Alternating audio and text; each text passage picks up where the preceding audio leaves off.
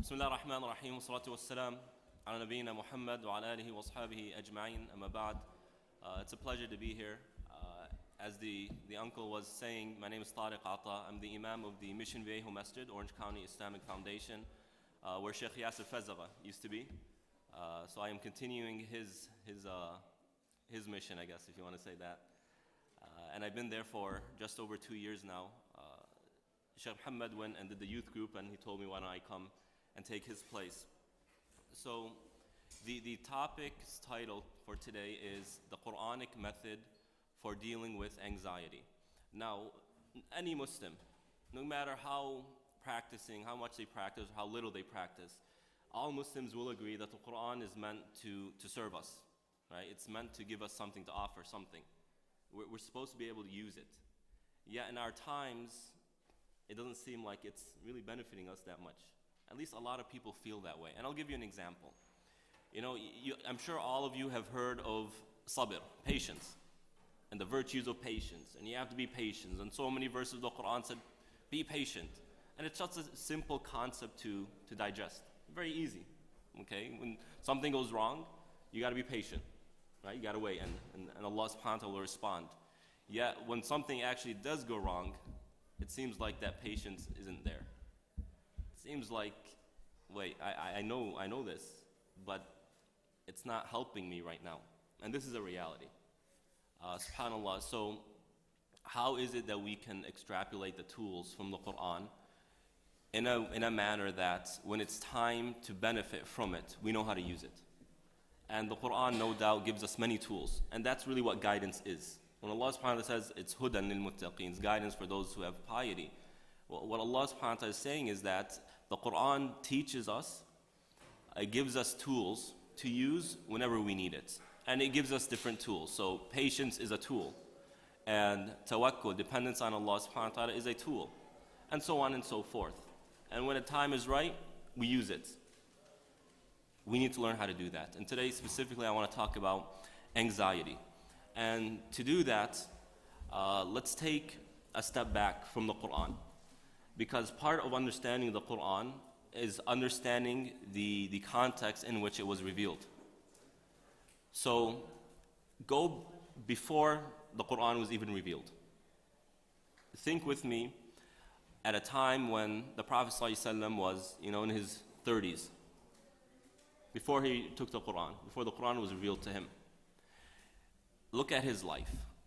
He was, number one, married to Khadija radiallahu anha, a reputable woman, a prestigious woman, a woman who, after being widowed to her first husband, the elites of Mecca went and asked for her hand. The elites. I mean, she was a top-notch lady.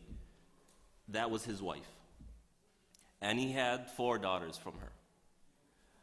Zainab, Ruqayya, Kulthum, and Fatima, radiallahu anhum ajma'in. So he had a family. And Fatima was a fantastic, very successful businesswoman, and he worked for her, and he was making good money. He had a good income. So financially he was stable. He was healthy. And he was beloved by his people. They called him the Sadiq al-Amin, right? The truth, the one who says the truth, the trustworthy, right? The truthful. He was from the Hashemite clan, the Hashemite tribe, which was a reputable, prestigious tribe. It wasn't a small clan. No, it was a top-notch clan. He had what we would call the dream life. He had everything. One day that would change. Now, the Prophet ﷺ never expected, as the Quran tells us, never expected that this was going to happen to him. Allah subhanahu wa ta'ala says in the end of Surah Al-Qasas, وَمَا كُنْتَ تَرْجُوا أَن يُلْقَى إِلَيْكَ الْكِتَابِ إِلَّا رَحْمَةً مِّن رَبِّكَ. Like, you never expected that this book would be revealed to you. It never came to your mind. But Allah subhanahu wa ta'ala says it is mercy. It came to you because it's mercy. And you will carry the mission of mercy for all of mankind, as we will get to inshallah. So imagine, this is his lifestyle. This is who he is. He has everything he needs. What more can he ask for? And then one day, when he's in Ghar Hira, he's sitting there worshiping Allah subhanahu wa ta'ala, and he is startled by the presence of an individual, a man. Now, if anyone has been to Ghar Hira, it's not an easy mountain to climb. And people aren't just going to go take a stroll up this mountain. He's in this mountain worshiping Allah subhanahu wa ta'ala, and all of a sudden this guy appears. How does he feel? Anxiety. He feels fear. To make it even more intense, this guy comes and grabs the Prophet ﷺ and squeezes him. It says, Iqra, recite, or read. The Prophet ﷺ said, I don't read, I'm illiterate. Comes again, squeezes him to intensify the situation. Iqra, I don't know how to read. Again, squeezes him. Iqra. Then he says, Iqra bismi rabbika alladhi khalaq. خلق الإنسان من علق. اقرأ وربك الأكرم. الذي علم بالقلم علم الإنسان ما لم يعلم. The very first verses that were revealed. And in some narrations, he descends from the mountain. I mean, imagine his state of mind. Imagine his emotions. They're all over the place. He descends from the mountain, and to even further intensify the situation, some narrations say that Jibreel from above calls him and says, Ya Muhammad. And the Prophet ﷺ looks up and he sees Jibreel in his actual form to make things even more intense. And he goes home. Now, what is the result of these verses? What happens to the Prophet ﷺ? When Allah subhanahu wa ta'ala commands him to warn his people, Ya ayyuhal muddathir, qum fa'andir. Get up and warn. And Allah subhanahu wa ta'ala says, وَأَنذِرْ عَشِيرَتَكَ الْأَقْرَبِينَ. And warn your close relatives, meaning Quraysh, because they're all cousins, distant or close. And he goes up on Safa, and he says, وَصَبَحَ. Right? He calls the people, saying there's something important. And he tells them, if I were to tell you that an army is behind this mountain, they're ready to attack, would you believe me? What did they say? We all know this. What was their response? Of course we would believe you. We never heard you lie. You never said a lie before. And he says, إِنِّي نَذِيرٌ لَكُمْ بَيْنَ يَدَيْ عَذَابٍ شَدِيدٍ. Then he says, I am a warner to you, and a inevitable punishment is coming, unless you follow the guidance. And that's what does Abu Lahab say? تَبًّا لَكَ أَلِهَذَا جَمَعْتَنَا. May you perish. Is this why you called us? At that moment, the life of the Prophet ﷺ changed. It's no longer, I have the best life. He is now made inferior to his people. He is now the crazy person, Majnoon. They accuse him of sihr. Well, you're doing sorcery. These miracles that you come with, that's sorcery. They accuse him of being a poet. Right? And they accuse him of being a kahin, a fortune teller. He loses his reputation. He loses his wealth, because no one wants to deal with him anymore. He loses his family. He loses everything. Now, what would such a person's state of mind be? Did this Quran have to come to me? This Quran is creating a lot of stress for me. It is very possible the Prophet ﷺ thought of this. He's not rejecting it. It's not that he doesn't want the Quran, but at one point in time, he must have felt that this Quran has brought me a lot of hardship. Now, how many of us here living in America feel sometimes that in order to apply the faith, they have to go through hardship? If only the sister didn't have to wear the hijab, her life would be much easier. If only we didn't have to pray, so we don't have to pray in public sometimes and feel that discomfort. If only, the youth can party with their friends and they become cooler. It seems like Islam is putting us through anxiety. And it could very well be that at one point of time, we think, if only things were different. And this is a reality, subhanAllah. Well, guess what? Your prophet felt that. And guess what? The Quran counsels him. And then we take our attention to Surah Taha, this amazing chapter. In the beginning, what does Allah subhanahu wa ta'ala say? Now remember, keep this perspective in mind. Keep this feeling in mind. The Quran has changed my life and brought me a lot of anxiety because of the responsibilities that come with it. What does Allah subhanahu wa ta'ala say? Taha ma anzalna alayka al-Qur'ana litashqa. Taha, no, Ya Rasulullah. No, you reader of the Quran. The Quran wasn't revealed to make you miserable. That's not the point. That is not the point of the Quran. إِلَّا تَذْكِرَةً لِمَنْ يَخْشَى. Rather, it was sent down to be a reminder for those who have khushu'. Now, how is khushu' translated in English? What is it translated as? Fear. For those who have fear of Allah subhanahu wa ta'ala. Khushu' is much more broad than that. If someone were to look at the beauty of Allah subhanahu wa ta'ala's creation and feel that awe, and sometimes, it's so powerful when you see a beautiful sight that it could make a person tear up. That feeling when you connect it to Allah subhanahu wa ta'ala, that's khushu'. Feeling the beauty and being affected by it to where it arouses your emotions in a positive way and you connect that to Allah subhanahu wa ta'ala, that is khushu'.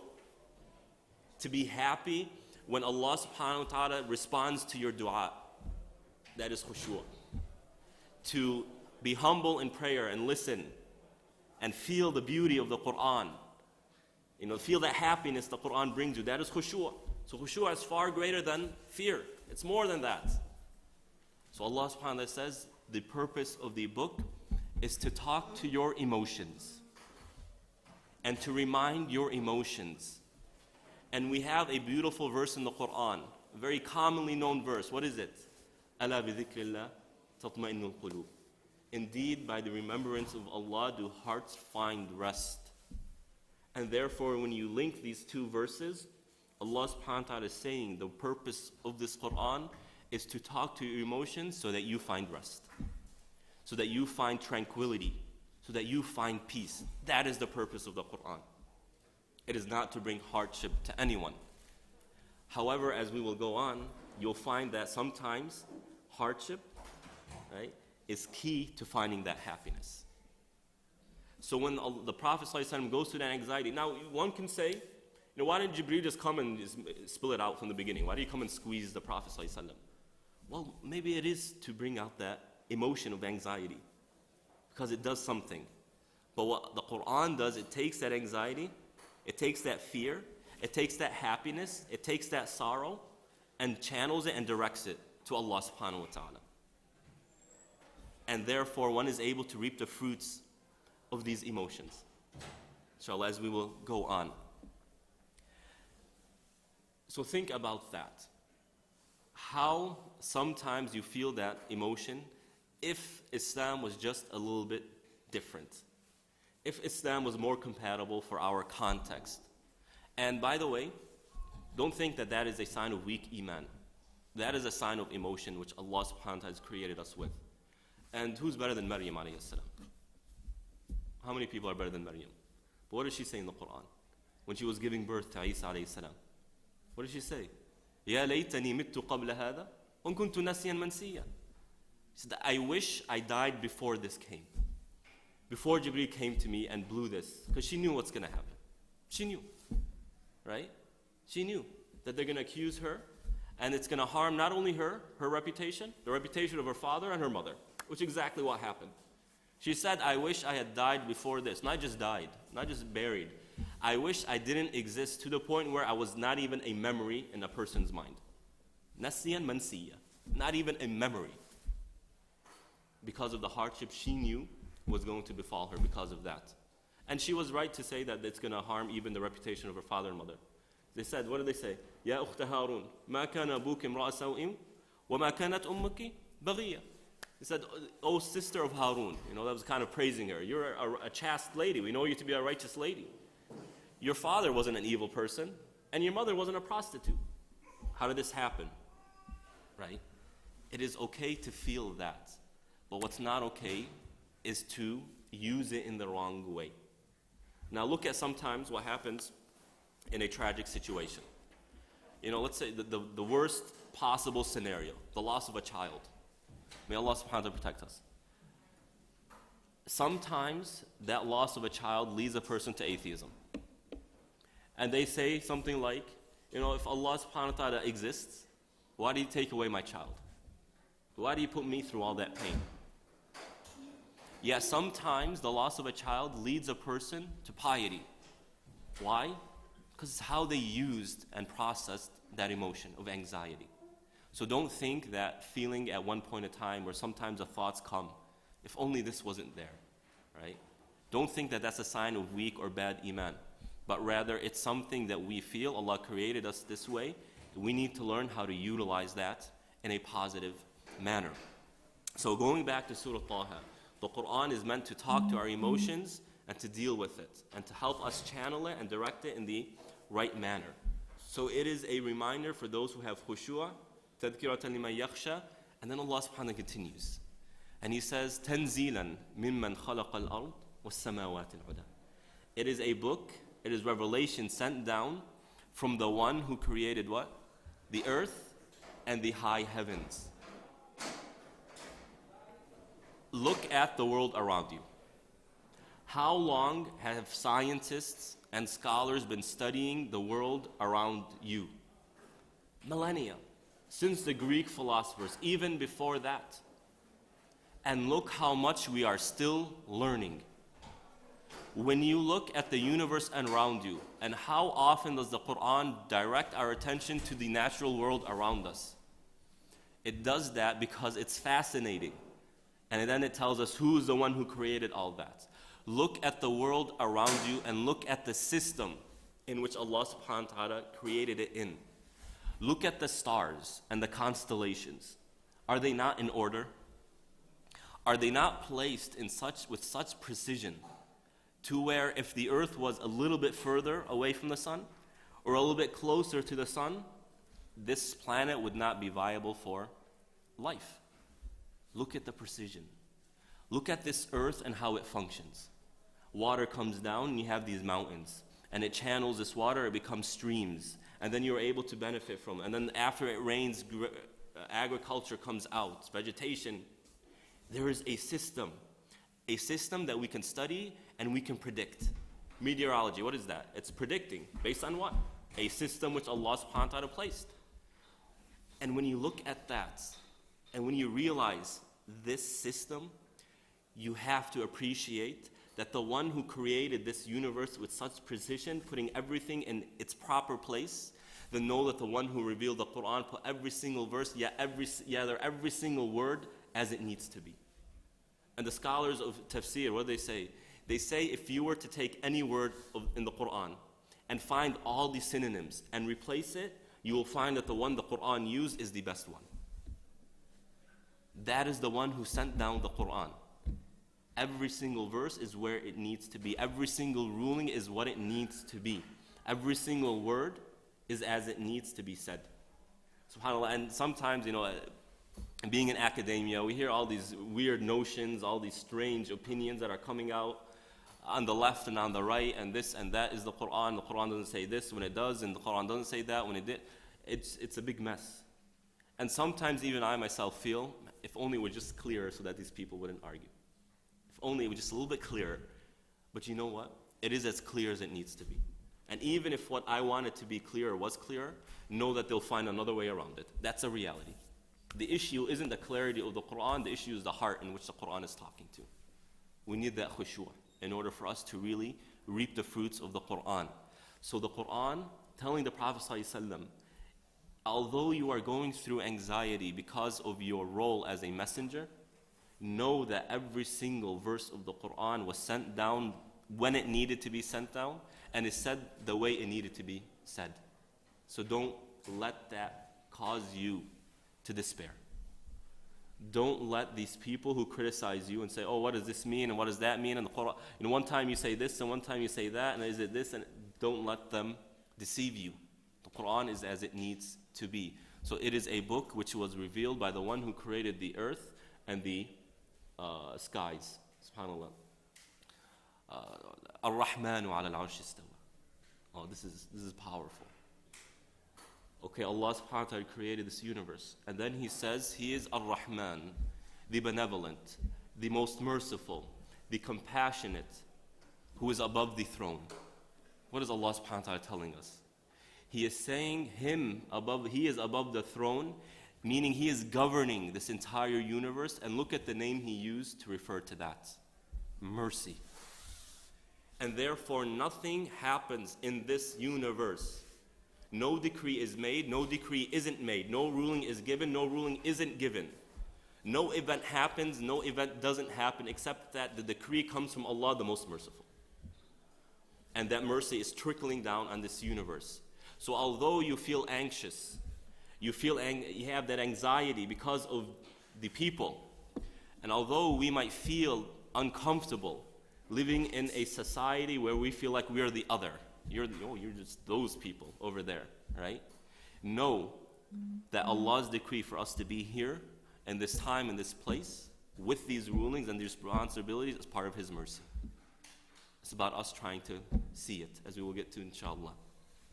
الرحمن على العرش استوى له ما في السماوات وما في الأرض وما بينهما وما تحت الثرى وإن تجهر بالقول فإنه يعلم السر وأخفى.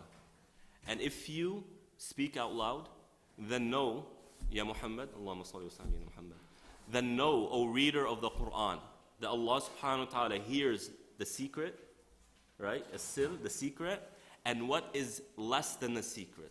What is even more quiet than a secret. And some scholars said, this is referring to a thought that you're going to think, but you have not thought of yet. You are going to think something, you still haven't thought it, Allah knows that already. And this is really quite amazing. And I'll give you an example of what this means. Have you ever made a dua that was accepted? I'm sure we all have an example. Sometimes when you make a dua, there are certain things that need to happen before you make that dua in order for it to be responded. For example, if someone were to say, I'll give you the story of Musa alayhi salam. When he's going towards Madian, and he goes by that village, and the people gather around the well, right? And he gives water to the two ladies, and then he goes, and what did he say? Oh Allah, I need something, just anything. And lo and behold, the daughter is coming back, that lady is coming back. Well, in order for her to make it at that time, she had to have come back before Musa even had made the dua. Meaning Allah subhanahu wa ta'ala was preparing the answer to his dua before he even made it. So if you say anything, Ya Rasulullah, O reader of the Quran, then know Allah subhanahu wa ta'ala knows every single thing you say, whether out loud or quietly. That Allah subhanahu wa ta'ala knows what your heart says when it feels anxiety. It knows that stress. And therefore, it's telling us, O reader of the Quran, if you acknowledge that Allah hears everything that you say, then you have this tool called dua. Utilize it. Use it to get out of that harmful or that burden, that stressful situation, dua. And no matter how much a person makes dua, there's always more that we can do, subhanAllah. And dua is crucial to a person's faith. It is a pillar of a person's faith. If you want strong iman, then it is through dua. And I don't mean by saying, oh Allah, make my iman strong. That's not what I mean. I mean making dua by asking for things. As Aisha radiallahu anha taught us. Ask Allah subhanahu wa ta'ala even for a shoelace. Now, Target or Walmart or some store is nearby. A shoelace costs $1. We are not in need of a dua to get shoelaces. We're not. Yeah, Aisha radiallahu anha is telling us, even so, make dua. Because dua isn't just about, getting a response. Dua is about utilizing this concept of having a relationship with Allah subhanahu wa ta'ala. When you make dua, you are talking to Allah subhanahu wa ta'ala. You are reminding yourself that there is Ar-Rahman above the throne listening to you. You remind yourself that whatever you need, whatever your situation, Allah subhanahu wa ta'ala is there. And you build that relationship. And when you see the answer of the dua, how happy does that make us? It makes us very happy. Now imagine if you're constantly making dua every day, day in and day out. And the amount of dua that is being answered is great. And you are seeing your dua answered left and right through your time. Now what kind of a relationship is that going to build with Allah subhanahu wa ta'ala? A relationship of trust. And therefore, whenever you go through a hardship, you will remember all the times Allah subhanahu wa ta'ala answered your dua. And you will tell yourself, you will feel in your heart, Allah always had my back before. He'll have my back now. And this is, as we'll get to inshallah, in Surah Taha. He utilizes this with Musa alayhi salam. وَإِن تَجْهَرْ بِالْقَوْلِ فَإِنَّهُ يَعْلَمُ السِّرَّ وَأَخْفَى اللَّهُ لَا إِلَهَ إِلَّا هُ لَهُ الْأَسْمَاءُ الْحُسْنَى. Allah is the only one worthy of worship, and to Him belongs the beautiful names. I mean, if someone wanted to make a lecture just on this verse, they could. What is Allah telling us here? Number one, La ilaha illallah is the message, but it's also our purpose. We were created for this. And therefore, if you can internalize this, your purpose in life, then no matter what your situation is, you have a role to play in this regard. So if you are a person going through anxiety, and it is the most common mental struggle in America, if you are going through anxiety, then know that you can still fulfill your purpose of La ilaha illallah by being patient. And you're getting rewarded for that. You are worshiping Allah by being patient.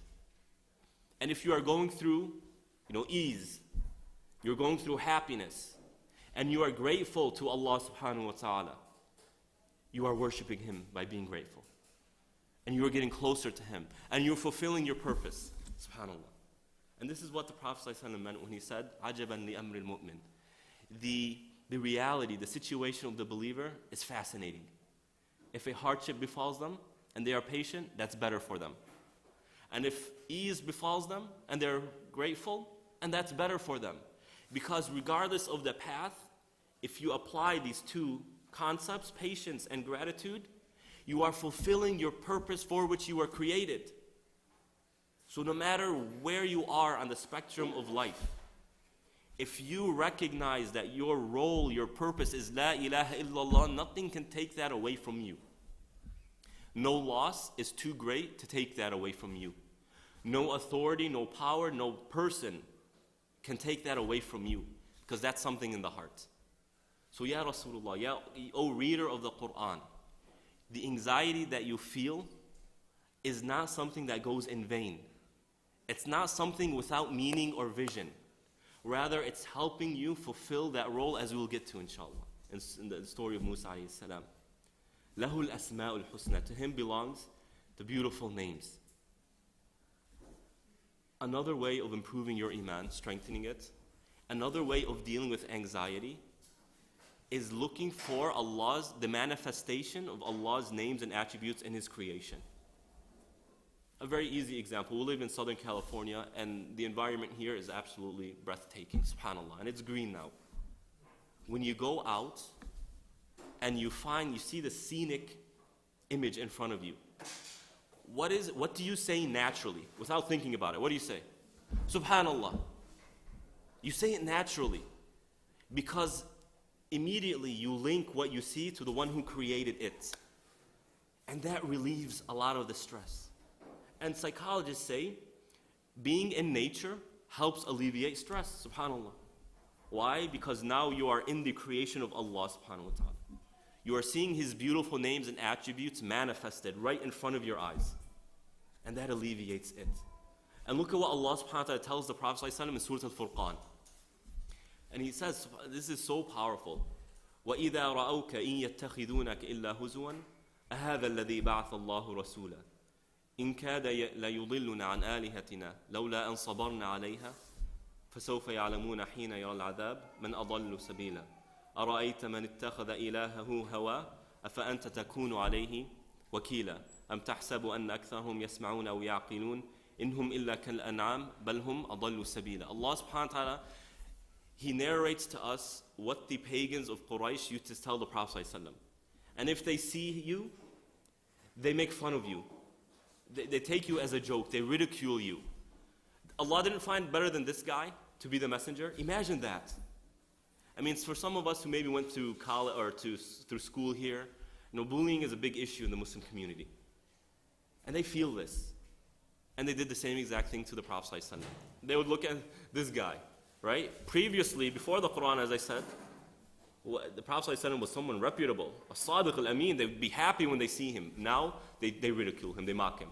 Oh, Allah couldn't find someone better than this guy to give the Quran. Look at how they put the Prophet ﷺ through so much stress and anxiety. But how does Allah subhanahu wa ta'ala counsel him? What does he say after these verses? He says, أَلَمْ تَرَ إِلَىٰ رَبِّكَ كَيْفَ مَدَّ الظِّلِّ وَلَوْ شَاءَ لَجَعَلَهُ سَاكِنًا ثُمَّ جَعَلْنَا الشَّمْسَ عَلَيْهِ دَلِيلًا ثُمَّ قَبَضْنَاهُ إِلَيْنَا قَبْضًا يَسِيرًا. He tells the Prophet ﷺ, he doesn't really address what they say. He says, these people are following the desires, don't worry about them. But rather, don't you find it amazing how Allah subhanahu wa ta'ala put the clouds in the sky? He changes his focus from what they are saying to the natural world which Allah subhanahu wa ta'ala created, so that you see Allah's beautiful names and attributes, so that you feel Allah subhanahu wa ta'ala's presence. You know that He's there. And this really alleviates a lot of that stress. Allah subhanahu wa ta'ala is counseling the Prophet ﷺ. When people are ridiculing you, when you are going through anxiety, then know that you have an entire universe around you that's taking you and showing you who Allah subhanahu wa ta'ala is. And Surah An-Nahl is another example. Surah An-Nahl was revealed towards the end of the Meccan era. This is the time where they started immigrating. And the companions, these are people who sold everything for the sake of Allah subhanahu wa ta'ala. This wasn't a large, massive caravan all traveling together. These were people who would use the cover of night to flee Quraysh, because they weren't going to let them leave easily. And they left their families, their tribes behind. And many of the companions would have to travel separately from their spouses or from their children or from their parents. And they had to leave their wealth behind. They left everything. Imagine the state of mind. Imagine the anxiety. Imagine that. You lost everything. And it's due to this religion, this Quran that came. It was not their choice. None of them was expecting it. They lost everything because of it. And Surah An-Nahl is revealed. Does anyone know what another name for Surah An-Nahl is? Surah An-Ni'am. The chapter of blessings. Because what is it? From the beginning to almost the end, it is talking about the blessings of Allah upon us. And it's not wealth. It's not children. These blessings are natural blessings like the sun and the moon, clouds and rain, greenery, mountains, agriculture, cattle, animals.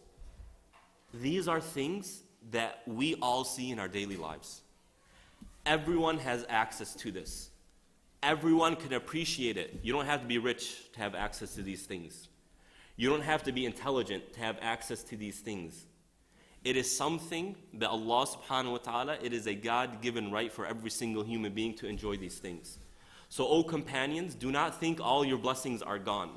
Rather, there's an entire universe serving you and blessing you. And Allah subhanahu wa ta'ala made that for you. And no one can take that away from you. So don't ever think that your life is over. Don't ever think that this Quran is really the problem. You have an entire universe around you, catering to you as an individual. Allahu la ilaha illahu lahul asma'ul husna. And then what does Allah subhanahu wa ta'ala do? He tells us, O reader of the Quran, Ya Rasulullah, you think you're going through anxiety? You think you're going through tough times? وَهَلْ أَتَاكَ حَدِيثُ مُوسَى? Have you not heard of the story of Musa alayhi salam? And the story of Musa alayhi salam is subhanallah, it is something else. Musa alayhi salam went through hardships from the second he was born until the moment he died. There is not a single phase of his life where he's not going through some sort of hardship, and Allah acknowledges that. As an infant, what happened to him? He was born in the year where Pharaoh was executing the male children of Bani Israel. One hardship. His mother put him in the casket. That casket happened to get loose. And where does it land? At the castle of Pharaoh. Another hardship. And now he's being raised in the castle of the greatest tyrant in human history. And if that's not bad enough, one of the richest people in human history. Meaning he has all the wealth and luxury in front of him. And that is a big fitna. That is a hardship. And then as a young adult, what happens? He accidentally kills that guard. Another hardship. Now they're looking for him. What happened? And then he has to flee. Another hardship. Separated from his family from birth. And now he's even further separated from his family. He flees to Midian. And he has absolutely nothing. I have nothing. And then he's in 10 years in exile, away from his family.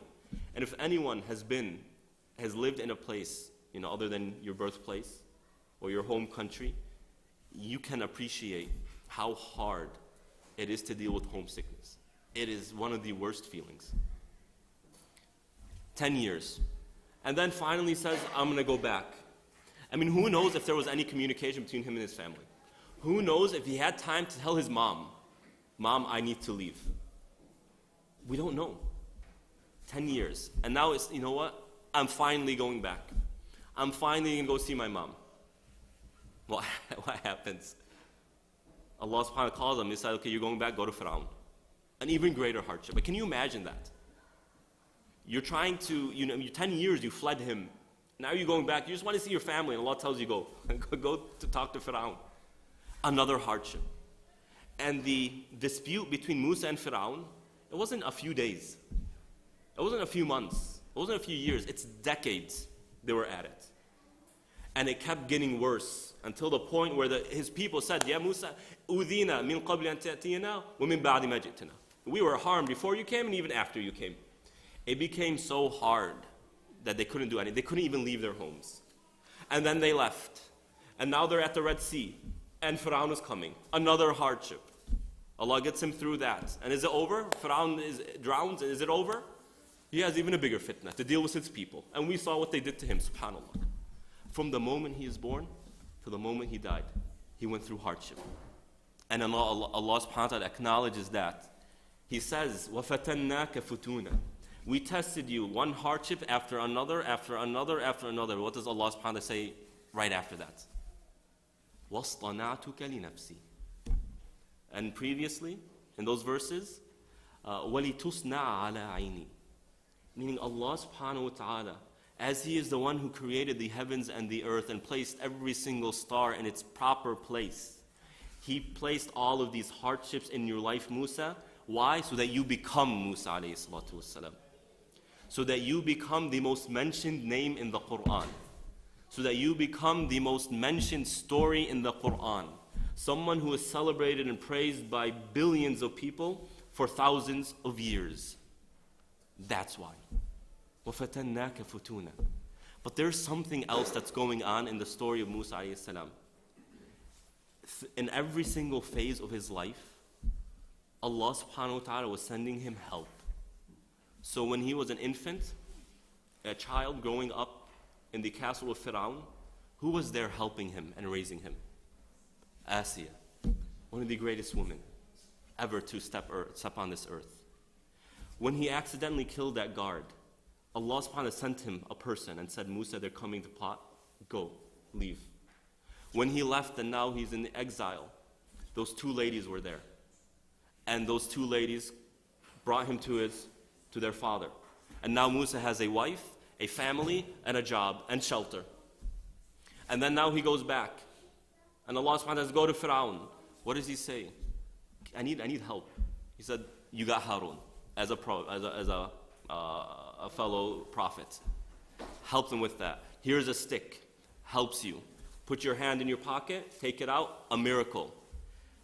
And not only that, then Musa alayhi salam says what? قال رب اشرح لي صدري ويسر لي أمري واحلل عقدة من لساني يفقهوا قولي واجعل لي وزيرا من أهلي هارون أخي اشدد به وأشركه في أمري.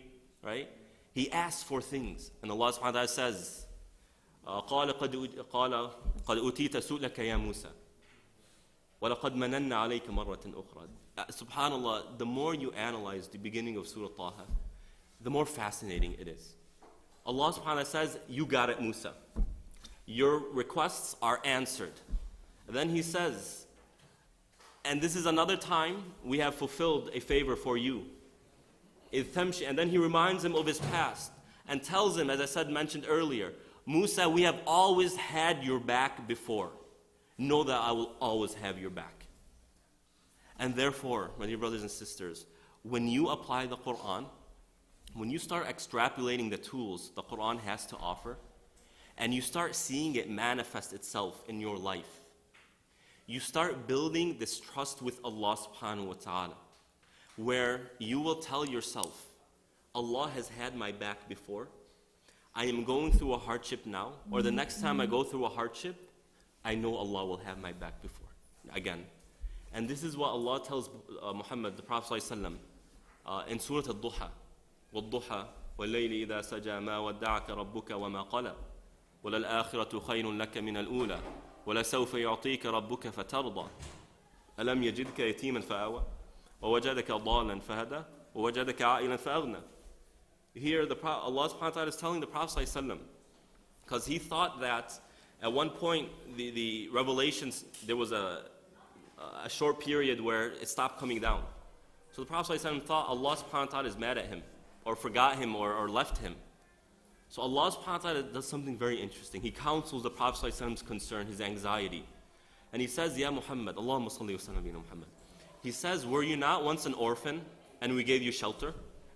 Your parents died, we gave you shelter with your grandfather. Your grandfather passed away, we gave you shelter with your uncle. وَوَجَدَكَ عَائِلًا فَأَغْنَى. And were you not poor once and we gave you, financial stability through Khadija radiallahu anha? And were you not unaware of the realities of Allah subhanahu wa ta'ala and we guided you? Do you think, Ya Rasulullah, do you think, O reader of the Quran, Allah has taken care of you before? He's not going to take care of you after. Of course He is. And this is why it's very important to constantly make dua, asking Allah subhanahu wa ta'ala for things. Because the more you see your dua answered, the more you will trust Allah. And as He has answered your dua before, when it's time for a hardship, He'll answer your dua again. And you will know that. You will be certain. And this brings a peace and tranquility to your heart. This is very powerful. And another thing you can do, as Surah Al-Duha did, remember your past blessings. We all have blessings. No one does not have, there is no one who is void of blessings. We all have blessings. When you remember them, as Surah Al-Duha advises us, and you remember how Allah subhanahu wa ta'ala has always taken care of you before, then know certainly that He'll always take care of you after. And we ask Allah subhanahu wa ta'ala to help us really live Surah Taha and help it manifest itself in our lives. I will conclude with one hadith. Anxiety is a reality. We all deal with it. And the Prophet ﷺ gives us really a key to getting out of that anxiety, a key to success. And he says in Musnad Imam Ahmad, a reliable hadith narrated in the compilation of Imam Ahmad, he says, "Man kana hammuhu al-akhirah, jama'a Allahu shamla, wa ja'ala khinahu fi qalbih, wa atathu ad-dunya wa hiya raghima." He says, whoever's main concern is the next life, then Allah subhanahu wa ta'ala will gather his or her affairs. Sometimes we are in situations where we feel like it's falling apart. A marriage is falling apart. A person's relationship with their children is falling apart. The relationship with their parents is falling apart. Something is falling apart. If your concern is the next life, then Allah subhanahu wa ta'ala will help you take care of that. Why? Because we were created for the next life. And if we are able to focus on the next life, then Allah subhanahu wa ta'ala will make this life a means for us to push us more towards the next life. Have you ever wondered the verse, وَلَئِن شَكَرْتُمْ لَأَزِيدَنَّكُمْ? If you are grateful to Allah, I will increase you. Have you ever wondered what that means? Why is it that when you're grateful, Allah increases you? Well, gratitude is an act of worship. If you are grateful, it by default means that you recognize the one who blessed you with these things.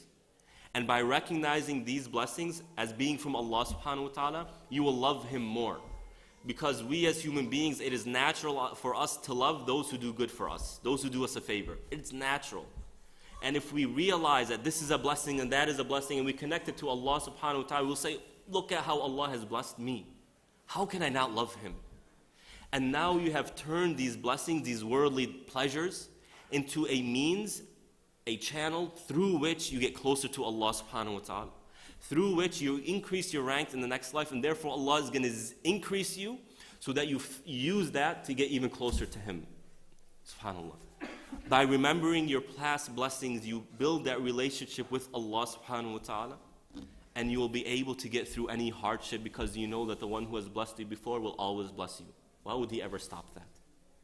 So whoever's main concern is the next life, Allah subhanahu wa ta'ala gathers their affair and He makes their hearts content. Because how many billionaires are there who aren't content? And how many poor people are there who have a big smile on their faces? SubhanAllah. This is a reality. And studies show that countries that are, prestige, or countries that are well off, like America and the first world countries, if you compare happiness in these countries to happiness in third world countries, you find that they're the same. How does that work? Because content is what really brings happiness. If you make the next life your main concern, Allah subhanahu wa ta'ala will put the content in your heart, and this world will come to you in all of its forms. It'll come to you. But if you chase after it and you forget the next life, you have forgotten your purpose, and therefore Allah will protect you and remind you by making this life run away from you. To trigger something in your mind. Why is this happening? Because there's a purpose that you're missing. So we ask Allah subhanahu wa ta'ala to make us among those who live Surah Taha, and to help us learn how to deal with our anxiety, inshallah. أقول قولي هذا وصلى الله على نبينا محمد. If there's any questions, I will be more than happy to entertain them.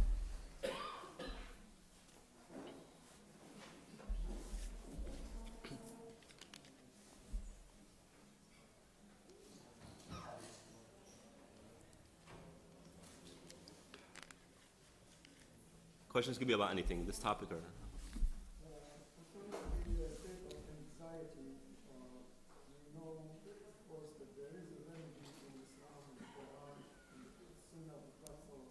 I'm so sorry.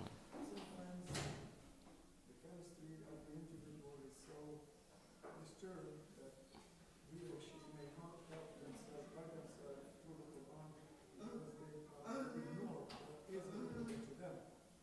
So in that case, do you recommend that they see a specialist or Sure. go to an imam who is knowledgeable and gives them the right prescription?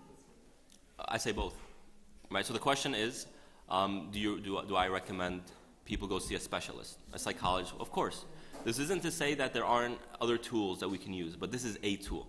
So the goal of the Quran is to, again, as the verses say, to talk to our emotions, to build a state of mind, a state of heart, that regardless of the situation that we go through, we are able to see it positively and utilize it in a good way. This doesn't mean that a person will never go through hardship. That's just not the case. The companions were always going through some sort of struggle, right? So the goal isn't to completely remove anxiety. That's impossible. But rather, when a person feels anxiety, how does the Quran counsel that? So there is no contradiction between the spiritual counseling and you could say more of the scientific counseling, the psychological counseling. So see both.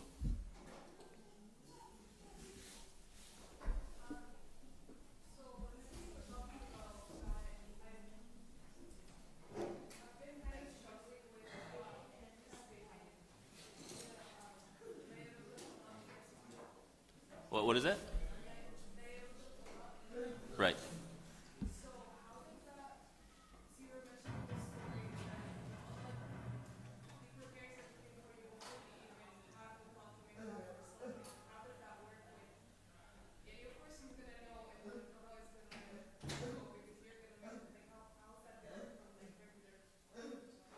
So, this is an issue that people tend to find confusing.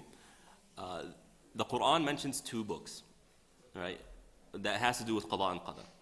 The Lawh al-Mahfuz, right, وعنده أم الكتاب, according to one opinion, the Lawh al-Mahfuz. And then you have in Surah Ad-Dukhan, Allah subhanahu wa ta'ala says, فِيهَا يُفْرَقُ كُلُّ أَمْرٍ حَكِيمٍ. In that night, all affairs are decreed. And the scholars, they reconcile between these two, and they say that Lawh al-Mahfuz, what's written in it is what's going to happen. However, there's also the second book that Jibreel will come down on the Laylat al-Qadr above the Kaaba and will write everything. Okay, this is the Qada and Qadar that can change. So, for example, Allah subhanahu wa ta'ala says in the Quran, وَخَلَقَ كُلَّ شَيْءٍ فَقَدَّرَهُ تَقْدِيرًا.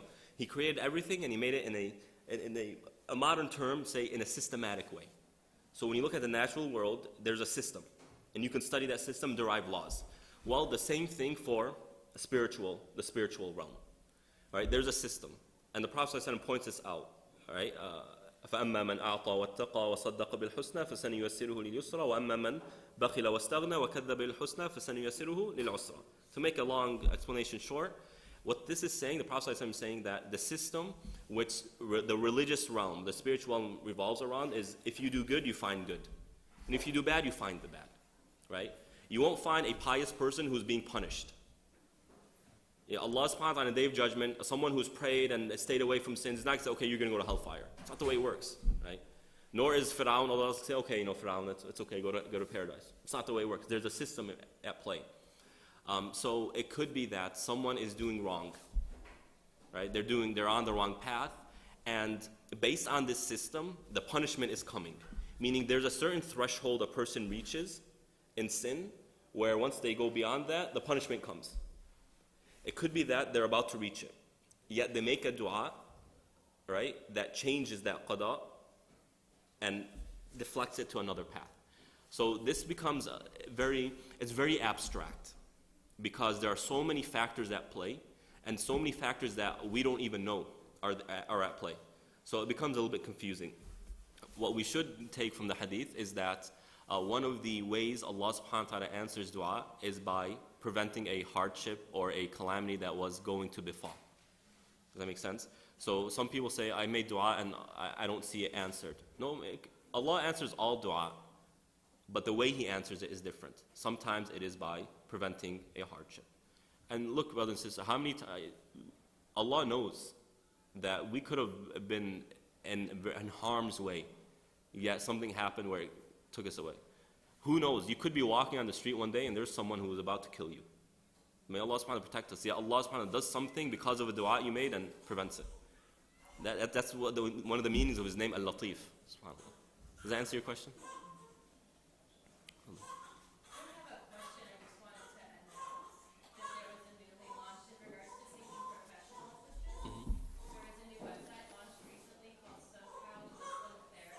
So if anybody's looking for actual professional mental health treatment from Muslims that are in the community, that website's up and running. Right. Alhamdulillah. Yes. And if you're looking for both, you have people like Sheikh Hassan Alwan, you have Suhail Mullah, who have both realms. And this is not to take away from the sisters or the brothers who, have it from the psychological aspect.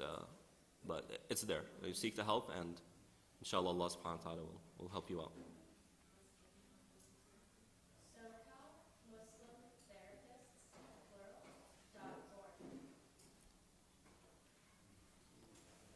Any other questions?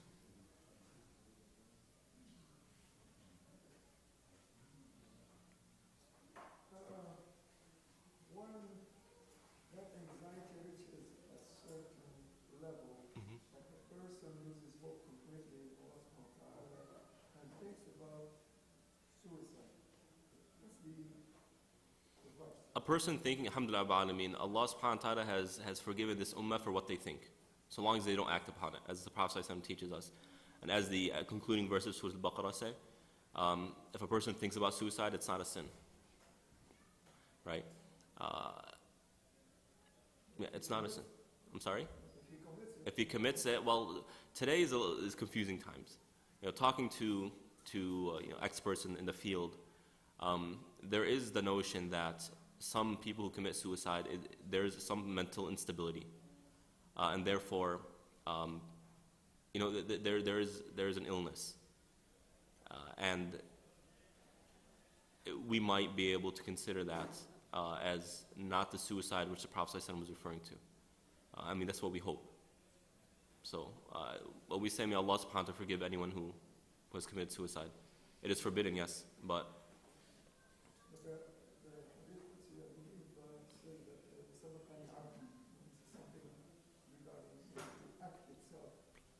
right, so no doubt suicide is forbidden, and the Prophet ﷺ teaches us that whoever commits suicide that is their punishment. Now they'll continue to do that in hellfire, right? The concern that we have is these people who are going through severe mental illnesses, like severe depression. is that illness an excuse? Just like Allah subhanahu wa ta'ala excuses, fasting for those who are ill. Excuses, if you cannot stand up for prayer, then sit down. That's the way it's seen. I believe that the person actually did not seek the proper help prior to that.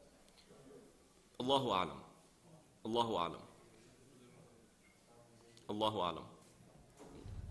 Allahu alam. Just one point I wanted to mention. I think that this is important, definitely, is that the goal of the Quran, you can never fully alleviate these emotions.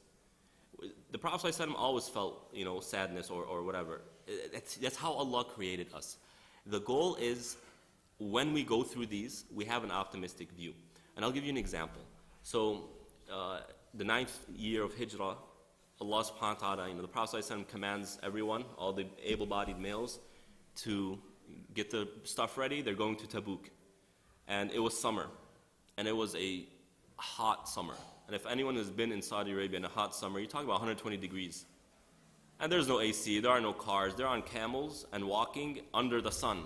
And it's summertime, there are no clouds, right? And this is an obligation. If you don't do it, that's a problem, right? So you can imagine they're tired, they're thirsty, and they don't want to be there. And not only that, to make it even harder, they're going to meet the Romans, the greatest superpower of that time. I mean, that's scary enough.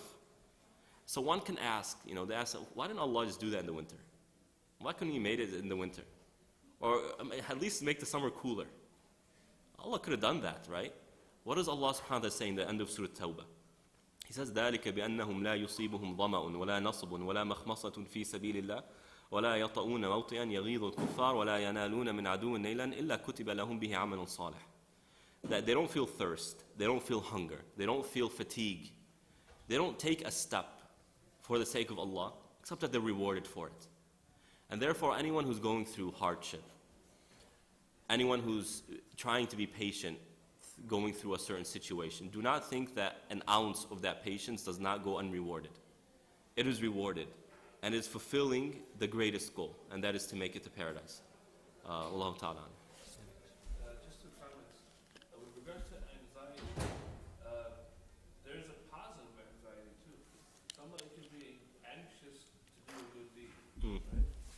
And so I guess my thing is more of a comment than a question. A solution towards an anxiety could also be to have a habit of doing good deeds, right? So if somebody has a problem with being anxious or having anxiety, it could be kind of to do a good deed as well. Right, so subhanAllah, the scholars recommend if the shaitan is harassing someone and keeps telling, well, go do that sin, and they can't seem to get it out of their mind, right? The scholars recommend get up and do a good deed. Get up and pray 2 rakahs.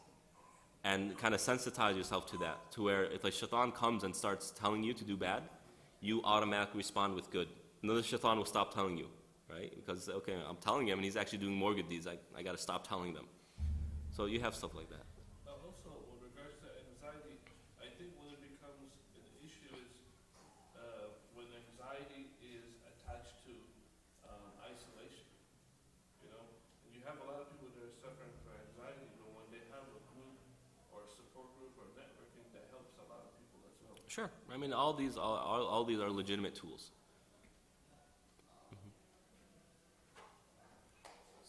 Thank you for the lecture, was very beautiful. Jazakallah khair. My question is, what is the definition of anxiety? What is the difference between anxiety and depression? So any psychologists here? You want to answer that? It's like when you lose hope of life or when you feel not good. I mean, I did a very brief research, right, before I did this. Anxiety could be just that feeling of the feeling of hardship, the feeling someone feels when they're going through a hardship. That's what I was referring to. If there's any psychologists who would like to enlighten. Mm-hmm. The difference of anxiety and depression tends to be anxiety is often future focused, like I'm worried about what's going to happen in the future. And it's more than just worry, it tends to create a sympathetic activation in the system, so increased heart rate, maybe heart palpitations, difficulty sleeping, things like that. Whereas depression tends to be more passive.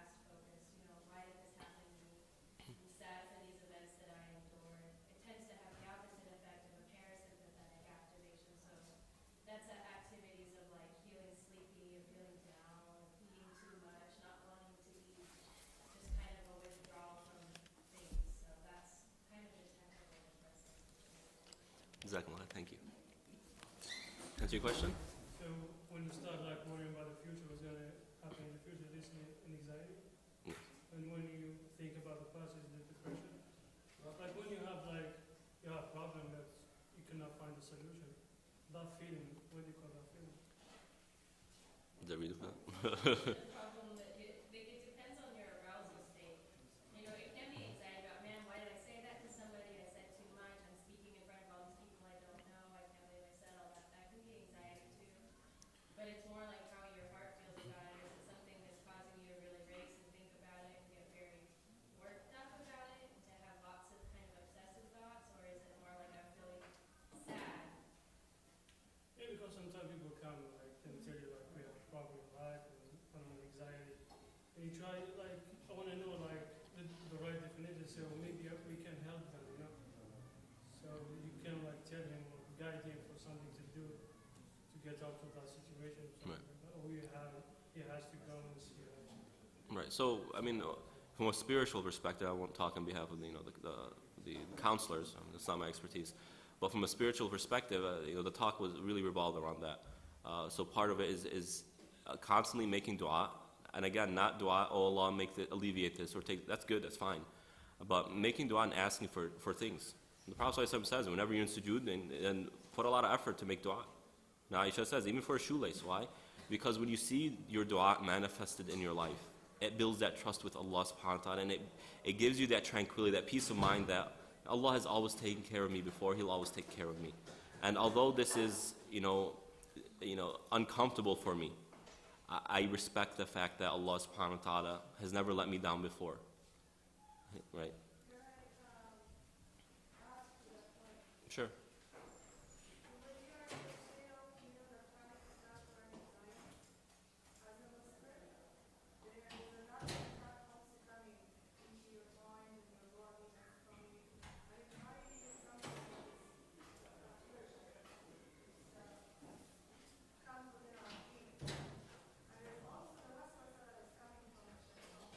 Right.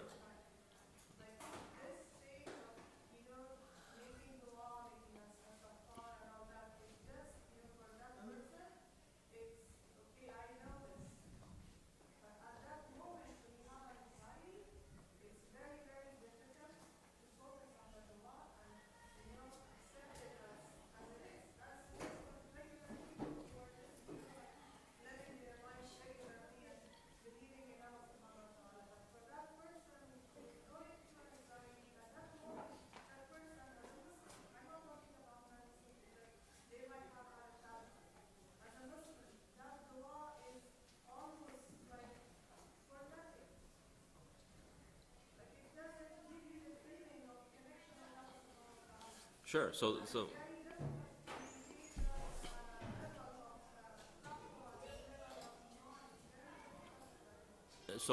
the goal, then what we need to do is develop these tools before the incident happens, so that when the incident happens, it's ready, right? So that's really the goal. And by doing these what was mentioned in this talk, you're able to build that trust to where as soon as that hardship comes, right, your response is, Allah will take care of me.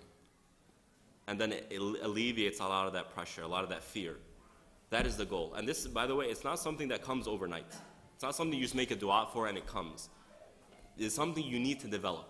You develop, and I mentioned, by seeing your dua manifested and answered, by remembering your past and how Allah subhanahu wa ta'ala has taken care of you before, by remembering, or looking at the natural universe, you're able to develop it.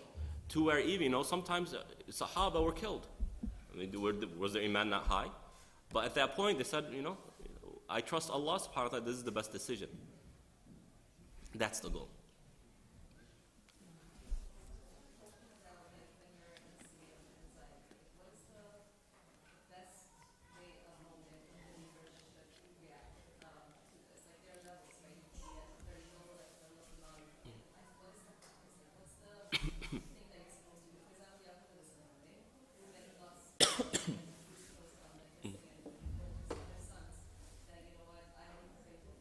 Right.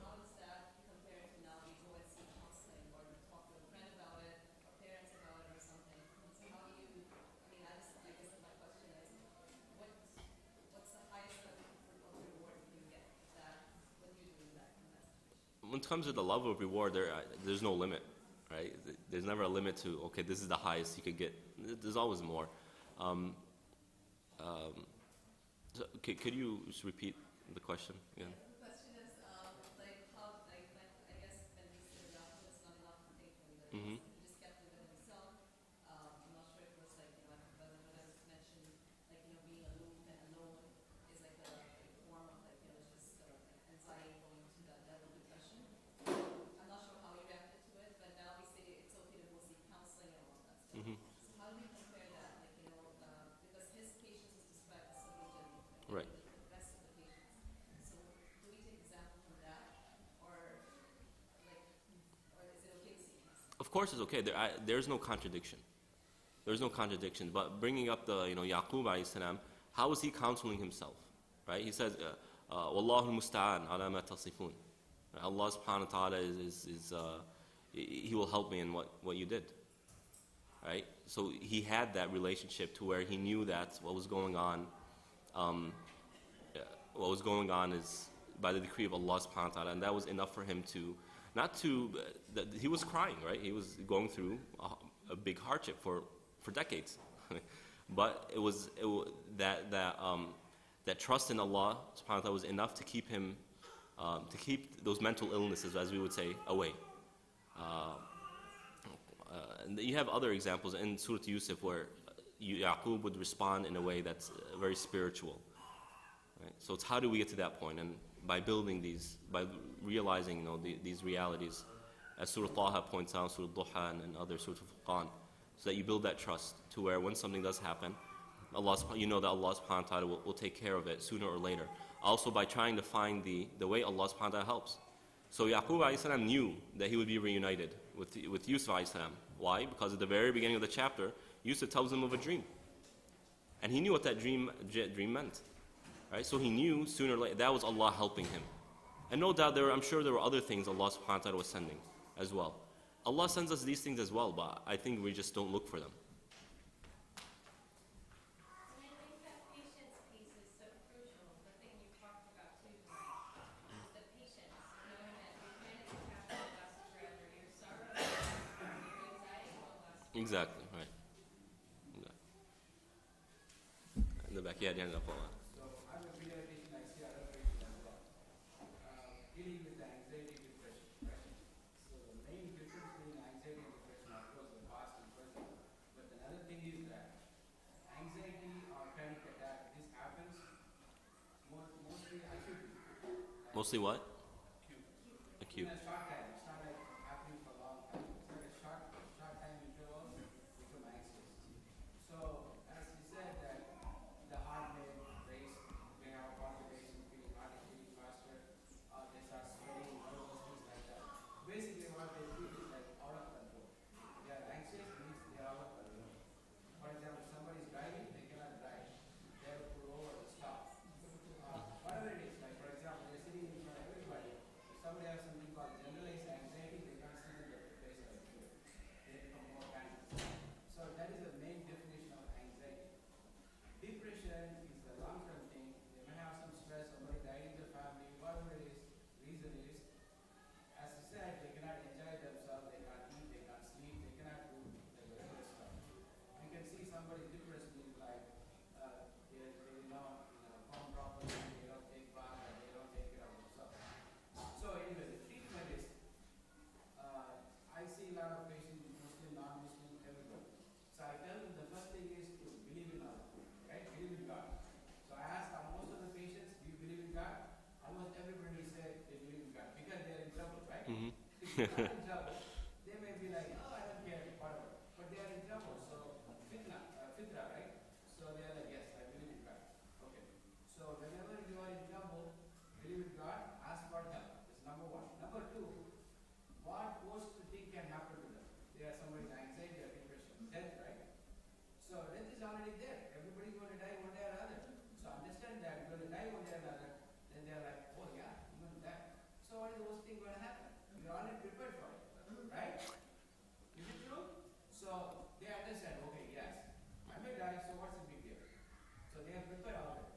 So I prepare them spiritually, I prepare them mentally. Then I tell them,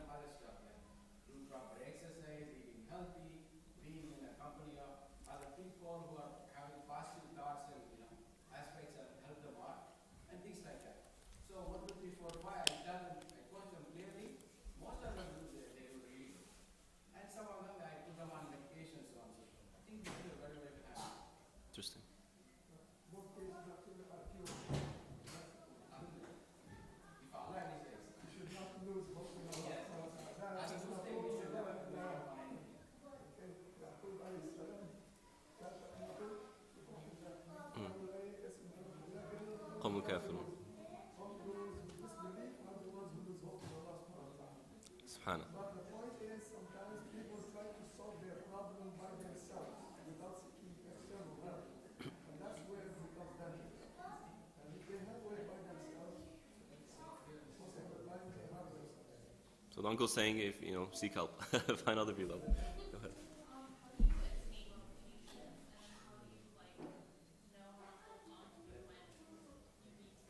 Yeah, subhanAllah. It's not tricky. But it requires a lot of thinking and experience in life. And dua, a combination of these things, right? When you continuously make dua for things, a good spouse, a good education, a good income, etc., etc., and with time you start seeing these things actually come into your life, right? Now, these things don't come into your life overnight. Some people don't make dua for 10 years before they find that spouse, or before their dua is accepted. But once it's accepted, they will be put in a situation, or they will find a spouse, or they find a job where they'll say, I don't think I can find a better job than this. And once you see that, you will reap the fruits of your patience. And then the next time it comes where you need to be patient, you'll remember, Allah had my back before. And therefore, if He's delaying the response, it's not because He's not answering. It's because there's something waiting. I mean, look at Yusuf. Look at Yusuf, 7 years in prison. Do you think Yusuf wasn't saying day and night, oh Allah, get me out of this place? Of course he was, right? Of course he was. Yep, we know why, right? If he were to have left before, it would have just been Yusuf, the slave, who was accused of this. But once he left, he became, after the 7 years, he became the second in command. So when you make dua, and you start seeing them come into your life, and you look at this, how Allah answered it, right? You'll find that my patience was rewarded. By being patient, I was able to reach this beautiful thing that I have now. And then now, when the next time comes where you need to be patient, you remember that and say, okay, whatever. Allah has had my back before. He didn't let me down. He won't let me down again. So, to answer your question. Hold on. Just commenting. Thank you. I've passed through hardships in my life. If I look back and say, you're so silly, but to me at that time they were considered hardships. And everywhere we're social creatures. Allah subhanahu wa ta'ala created us as human. We love to connect with each other. We love to build friends. So building a support group around you, or sahba salih, these people who put positivity in your life, this helps a lot. Whenever you pass through hardship, whenever you get negative thoughts, those people will help you out. Right. That's true. Will help you get over it. Can I add something very quickly? Sure. When there is any kind of test or hardship that we go through, Prophet ﷺ said, إِذَا أَحَبَّ اللَّهُ عَبْدًا ابْتَلَاهُ. So a person during that test period should feel the love of Allah subhanahu wa ta'ala instead of being, cursing Allah or rebelling or losing hope or seeing through dark glasses or something. Instead of all this feeling, he has to feel the love of Allah subhanahu wa ta'ala. All right, so the question is how do we feel it? That will get me through that test. Right. So the question becomes, well, how do I see it? That's a point. Right. That's the tools that we need to develop. The person has been Islamically well grounded and educated and knows, what the remedies are from our own. See, knows what the remedies are. Yes. So this is an important point. Just because someone prays 5 times a day and fasts Ramadan and mashallah they're fasting, throughout the year and whatnot, doesn't mean that when the time comes for a test that they're gonna pass with flying colors. Worshipping is one thing, but developing these tools is another thing. A lot of people focus on the worship, and then when a hardship comes, they're like, what the heck? What happened? Where's the patience? I've gone through this myself, right? I've gone through this myself. But worshipping is one thing, and the tools are another thing. We want people's iman to reach a level where as soon as that hardship comes, they do what the Sahaba did in Uhud, or after Uhud. When they heard the announcement that the Quraysh is coming back to finish them, what do they say? In the Quran, قَالُوا حَسْبُنَ اللَّهُ وَنِعْمَ الْوَكِيلُ. Right? They said, Allah is enough for us, let's go. Why? Because they have gone through enough training, right, and developed the tools to where they knew that if this is going to happen, then Allah subhanahu wa ta'ala is in control. This is where we want to reach. This is what we want to reach. Mm-hmm.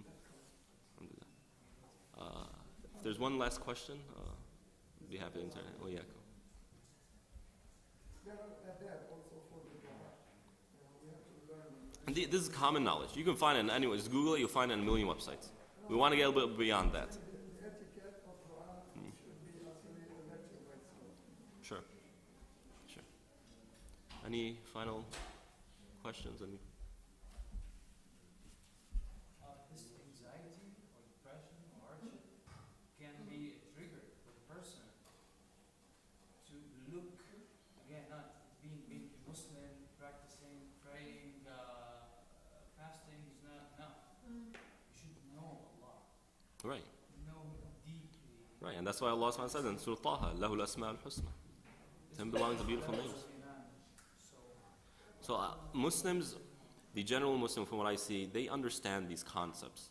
They understand what patience is, they understand gratitude, but they don't know how to use it. They don't know how to how to see it in their lives. And again, I'm speaking, from what I know, that saying be patient is easy, but when it's time to be patient, you find that your faith starts falling apart. What's the deal? I thought that my prayer is going to help me here. But praying is something and being patient is something else. And that's not negative, it's just that Iman has different, aspects. We need to build it. Wassalah, right? Right? Seek help with patience and prayers. Allah ta'ala a'lam. جزاكم الله خير. صلى الله على نبينا محمد وعلى آله وصحبه أجمعين.